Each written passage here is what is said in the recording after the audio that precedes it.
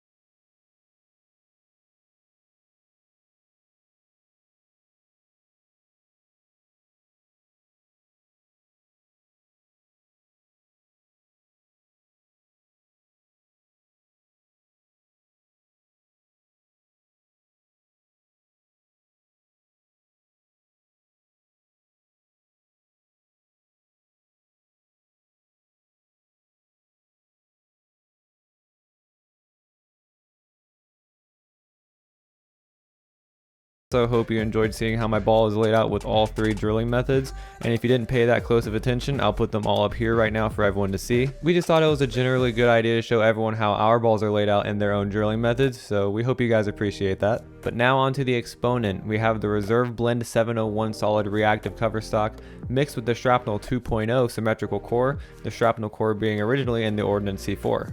Now, after throwing this ball for about 3 weeks or so now, I've got a good grasp on what I feel like it likes to do the best and what it does good at. Something I noticed almost immediately with this ball is that, for me, it didn't really like being too dull. It kind of liked being more in that shinier range of pads, like 3000 to 5000, or in some situations polished. I'm going to show you guys two different shots real quick, one on lane 38, one on lane 37.